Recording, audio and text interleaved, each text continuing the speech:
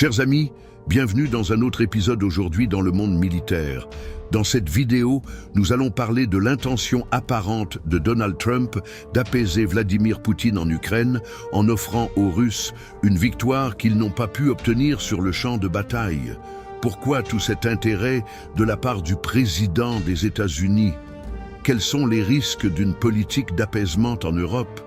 Et si vous n'êtes pas encore abonné à la chaîne, abonnez-vous maintenant et activez la cloche de notification pour ne manquer aucune nouvelle. Mercredi 12 février, un appel téléphonique entre Trump et Poutine a provoqué un véritable tremblement de terre diplomatique. Au cours d'une conversation d'environ 1 heure, les deux hommes ont convenu d'entamer immédiatement des négociations pour mettre fin au conflit en Ukraine. Mais le détail le plus surprenant n'a pas été la volonté de dialoguer, mais l'absence de Kiev dans l'équation.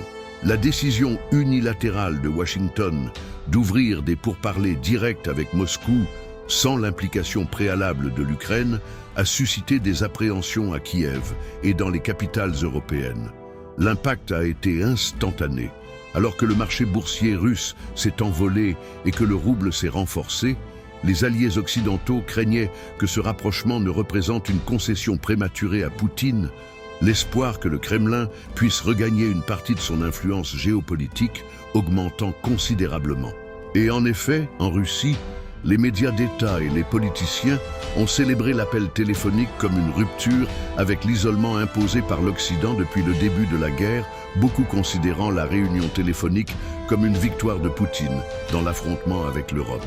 S'il y a une chose qui est claire à propos de l'administration Trump, c'est sa volonté de repenser les relations internationales. La nomination de Pete Haggett au poste de secrétaire à la Défense en était une indication claire. Dans une déclaration également faite mercredi, M. Haggett a déclaré que l'idée que l'Ukraine retrouve ses frontières d'avant 2014 était irréaliste. En outre, Haggett a clairement indiqué que l'entrée de Kiev dans l'OTAN était hors de question, affirmant que toute garantie de sécurité pour l'Ukraine devrait être assumée exclusivement par l'Europe et non par l'alliance militaire dirigée par les États-Unis. Il s'agit d'une rupture avec la politique adoptée par l'administration Biden et d'un signe que la Maison-Blanche est plus intéressée à mettre fin rapidement à la guerre qu'à garantir de meilleures conditions et négociations pour Kiev. Le président ukrainien Vladimir Zelensky a tenté de maintenir une position positive face aux événements, soulignant, dans une vidéo enregistrée après s'être entretenu avec Trump mercredi, que personne ne souhaite plus la paix que l'Ukraine.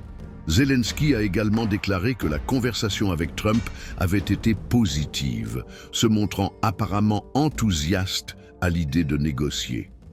Cependant, dans les coulisses, le sentiment à Kiev est que les États-Unis sont peut-être sur le point de concéder trop de choses en faveur de Poutine. En Europe, la réponse a été celle de l'appréhension, les dirigeants européens mettant en garde contre l'importance de mettre l'Ukraine en position de force avant toute négociation.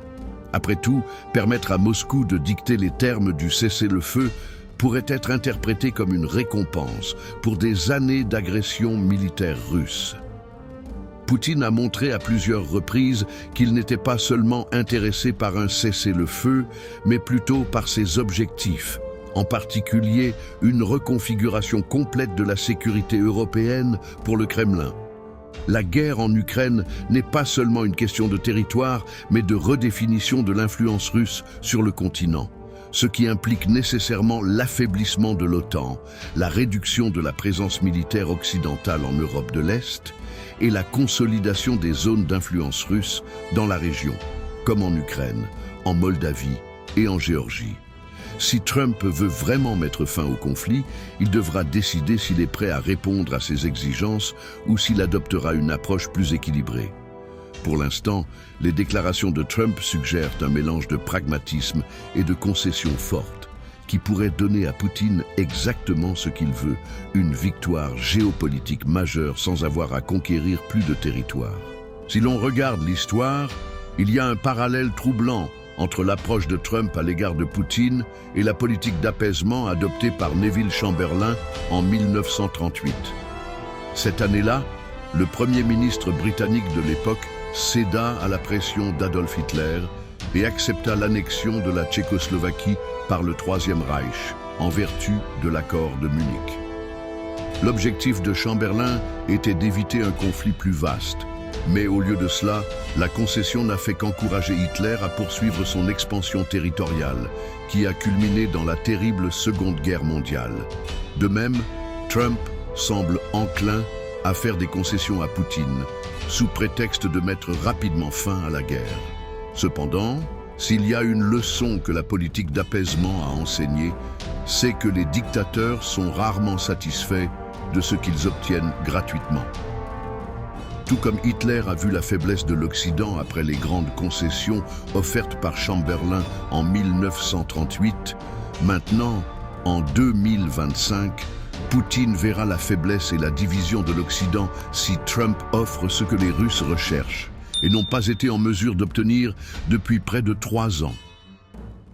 La fin d'une guerre est toujours souhaitée par tout le monde, mais il y a des façons positives et négatives de mettre fin à un conflit.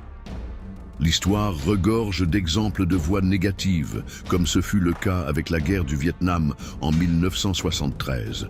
Après une campagne de bombardement massif, le Nord-Vietnam a finalement accepté de signer un armistice avec les États-Unis, mettant fin à la participation américaine à la guerre.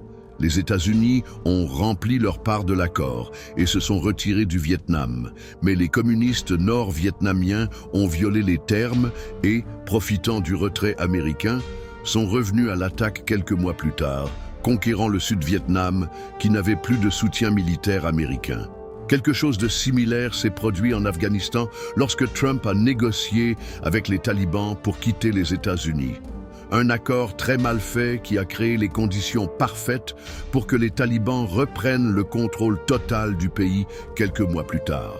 En 1973, Nixon voulait se présenter comme responsable de la fin de la guerre du Vietnam, alors il s'est dépêché, brûlant les pas, et a signé un accord faible qui a entraîné un désastre.